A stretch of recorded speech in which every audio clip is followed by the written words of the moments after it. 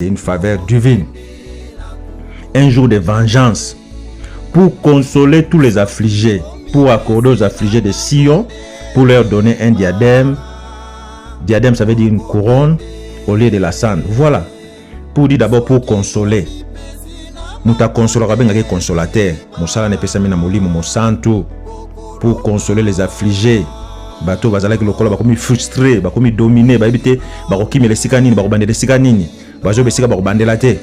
Mais tata nzamba lobi, cette année ici c'est une année de grâce. Une année de grâce de l'Éternel. Poison c'est la biso couronne au to bungisaki. Alobi une huile de joie au lieu du deuil. Akolongola kolela. Este ya Congo kolela na kolela, ya kolongola kolela wana. Un vêtement de louange au lieu d'un esprit abattu. Afin qu'on les appelle des térébins de la justice, afin qu'on les appelle des prêtres du Dieu tout haut. Une plantation de l'Éternel pour servir à sa gloire. À continuer, le mot très intéressant dans verset 4 et à Ésaïe 61, ils rebâtiront sur d'anciennes ruines. Bah détruisent qui bango, bah détruire Jérusalem ou Anakala, mais ils vont rebâtir. Ils relèveront d'antiques décombres. Ils renouvelleront des villes ravagées, dévastées depuis longtemps. Papa Simon qui manque dans le banc, surtout que Mbanza Congo. Mbanza Congo, ils ont le siège, il y a royaume Congo. Kunande ba portugais na ba occidentaux ba botola biloko ebele ba kena nango ils ont détruit. Ba banda ko boma banda kala ko banda na Ndoda Béatrice ba détruit ba ville alors que ba on ba benga Saint Salvador. C'était le siège du Saint Roi. Ba mindele to benga ki ndengo wana mais roi ngazala ki nani wa ndo vanda kuna na Mbanza Congo. Voilà sens ba bibi to kotonga to ko bandela kotonga ba ville ezala ki ravagé. Et que vous allez la ndoto vous allez makasi na bisote ne plus malobaki yango et que vous allez bato balali balamu ki likamata nzambe ko kisami tata nzambe azali ko renouveler Jérusalem. À continuer que des étrangers seront là et feront paître vos troupeaux. Bato bazali ko nyokola yo lelo ba étrangers ba ko koma basali na yo. Des fils de l'étranger seront vos laboureurs et vos vignerons. Mais vous, on vous appellera sacrificateurs de l'Éternel, on vous nommera serviteurs de notre Dieu. Vous mangerez les richesses des nations. Et vous vous glorifierez de leur gloire. Au lieu de votre opprobre, vous aurez une portion double. Voilà. Au lieu de soni soni le double de ceux qui vous ont pris. On a dit 3 quarts. Jacob a eu un quart. Mais Isaïe reçoit 3 quarts. Au lieu de l'ignominie, ils seront joyeux de leur part et ils posséderont ainsi le double dans leur pays, car leur joie sera éternelle. Car moi l'Éternel j'aime la justice. Voilà, Nzamba zali Nzamba la justice. Abi j'ai la rapine avec l'iniquité. Rapine ezali c'est voler quelque chose na maïla mabe. Ne tout le monde a Jacob aïba ki lipamboli à Isaïe. Tu as toujours exemple tu biso ça aïba qu'est-ce que le ko yiba un bien malaki va te profiter pour toujours non. J'ai la rapine avec l'iniquité. Je leur donnerai fidèlement leur récompense. Je traiterai avec une alliance nouvelle. Leur race, voilà. Leur race sera connue parmi les nations et leur postérité parmi les peuples. Tous ceux qui les verront reconnaîtront qu'ils sont une race bénie de l'Éternel. Voilà. Les saluts proclamés 2021, Zali, départ. Il y a libération à Motomouindo, n'a pas si oya monaki. Nous parlons de la Jérusalem prophétique. Nous parlons du Cana prophétique, pas du Cana géographique. Prophète Esaïe a continué Koloba dans 62. Alobi, pour l'amour de Sion, je ne me tairai point. Pour l'amour de Jérusalem, je ne prendrai point de repos. Pour Nabolingwa Sion, Nako mpe sa repote, Nako pe mapete. Tout le monde a moto moko lelo azali ko telema ya la la kate butu moi. Totonga Yerusalemi, totonga Yerusalemi, poète bilake kokisama souci na yangwana zali kobundela. Jusqu'à ceux qui sont salis paraissent comme l'horreur et sa délivrance comme un flambeau qui s'allume. Voilà, on vous montre que la Jérusalem, où il y a vrai, ils allaient encore en captivité. Ils ont encore dominé. Il y a sa délivrance. On délivre quelque chose qui est capturé, captivé ou capturé. Alors les nations verront ton salut et tous les rois de ta gloire. Et l'on t'appellera d'un nom nouveau que la bouche de l'Éternel détermina. Yerusalem wana akobengama na kombo ya sika. Mais kombo wana kaka tata nzambe mutu akopesa kombo wana. Omoni Yerusalemi, Sioni bakobenga na kombo ya sika. Biso bakimbangi to wana avance to yebi ezali nkamba tanto lo bakomba to bamona lokola Jésus biblique. So mutu aboyi nkamba pesa ye kombo ya Jérusalem sika kombo nango ezali nini? Mais balobi awa ezali kombo tata nzambe ye moko akopesa yango, que la bouche de l'Éternel déterminera. Tu seras une couronne éclatante dans la main de l'Éternel, un turban royal dans la main. On te nommera plus délaissé. Barobengo sous délaissé. Telelo comme Congo, Sakana Londengo Lingi. Rwanda Kota, Burunda Kota, Uganda Kota, ça côté les Occidentaux et les autres. Et comme la terre moko délaissé, comme on a Moutunyo Saya, Sakana Nenga Lingi. Balobi, on ne nommera plus ta terre désolation, mais on t'appellera mon plaisir en elle. Et l'on appellera la terre, on appellera ta terre épouse, car l'Éternel met son plaisir en toi. Et ta terre aura un époux.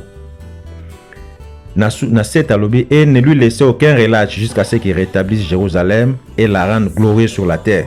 Batumi mazilaka Jérusalem mataliko e utalikole kita. Balobi awa moto yo azali ko bundela Yerusalemi. Totonga Yerusalem, tozala na mabondeli.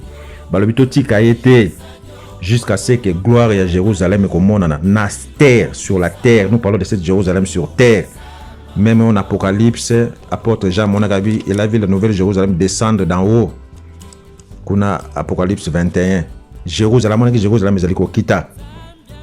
Ezaliko kita na se atango. Voilà, Jérusalem tozaliko loba. Même nkolo Yesu akokisa likambo ya tata nzambe. Po alobaki na bana Israël na Matthieu 21-43. Alors, le royaume des cieux vous sera enlevé, sera donné à une autre nation. Bokondia tata nzambe ko longo pa na bino. Et ko pesa mena libota mususu ya kobotsa ngomboma. Est-ce que to sosola vraiment? Makamuso ya Bible photo tanga la dictionnaire dictionnaire to lokela rango vraiment to côté li ango to comprendre to côté na mabondeli to ba sens nango. Alors baki bokondia likolo ko longo pa na bino. Il parlait à une nation qui était Israël.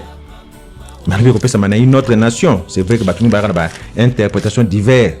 Mais je parle de nation, Zali, un territoire bien délimité, et ça a batunango, ça a richesse. C'est ça la définition de nation. Mais si on a bien nation, Zali, païen, oyo, kalabatala, bango, tu vas comme talabango, ah, bon, on a richesse. Donc, canapé, Zali, mokilimo, mais c'est canapé, Zali, mokilimo, bimba, un pays de cours d'eau de grands lacs. Moto, na maïe, naïe.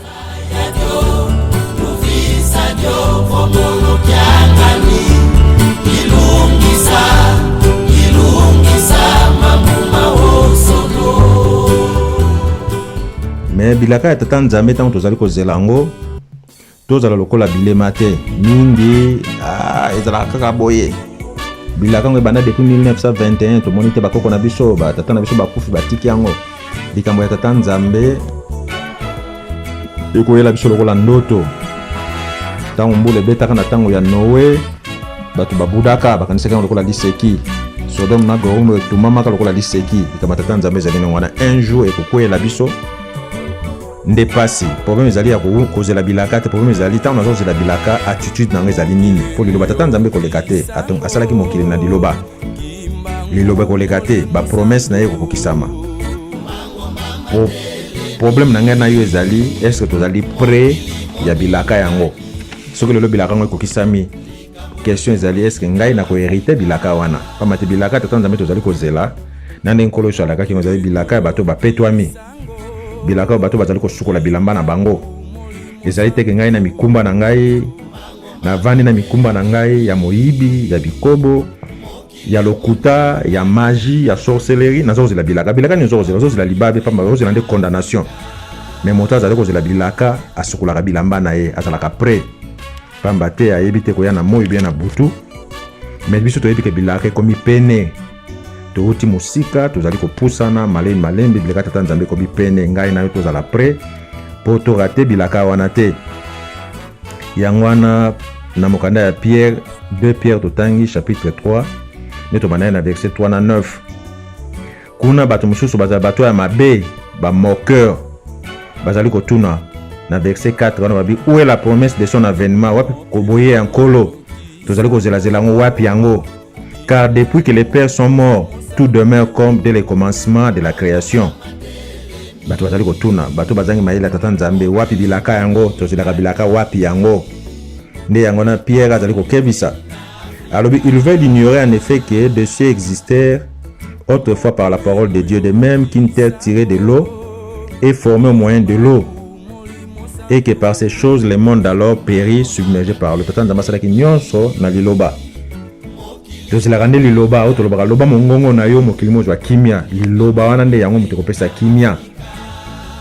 Tandis que par la même parole, les cieux et la terre d'à présent sont gardés et réservés pour le feu, pour le jour du jugement et de la ruine des hommes impies. Dieu veut attendre de faire promesse à recréer les nouveaux cieux et la nouvelle terre. Dans verset 8, mais il est une chose bien aimée que vous ne devez pas ignorer, c'est que devant le Seigneur, un jour est comme 1000 ans et 1000 ans sont comme un jour. Voilà, tant que je me bilaka t'attends de là. Et pas t'attendre de là. Tant que pas t'attendre de même pas un jour, parce que un jour c'est comme 1000 ans, 1000 ans un jour. Voilà. Tous les bilaka t'attends d'embêter to lali to la moke eh likamoko eyetete. Likama tata nzambe tikela yango ye yo sokola bilamba na yo obima plus blanc que la neige liboso na ye.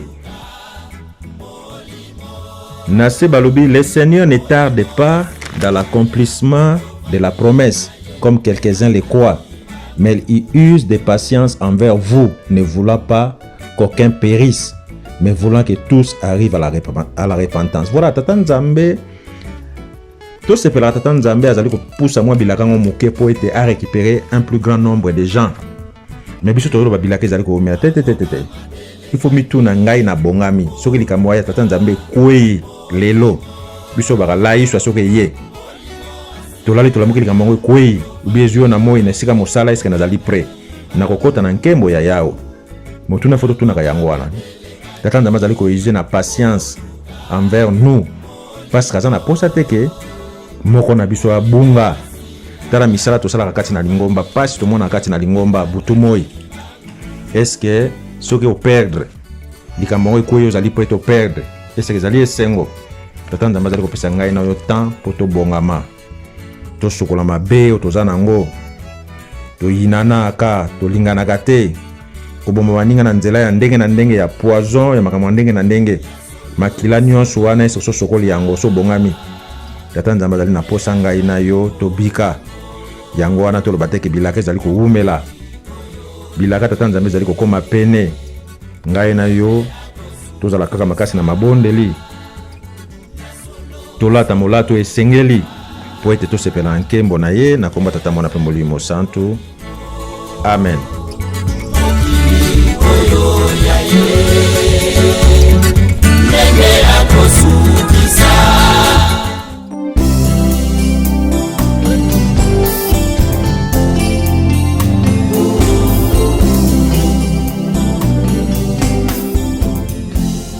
Notre Père qui es aux cieux, que ton nom soit sanctifié, que ton règne vienne, que ta volonté soit faite sur la terre comme au ciel.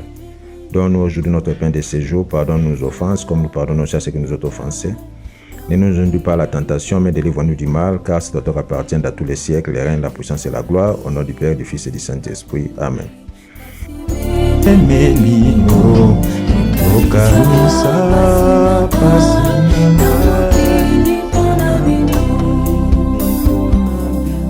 Como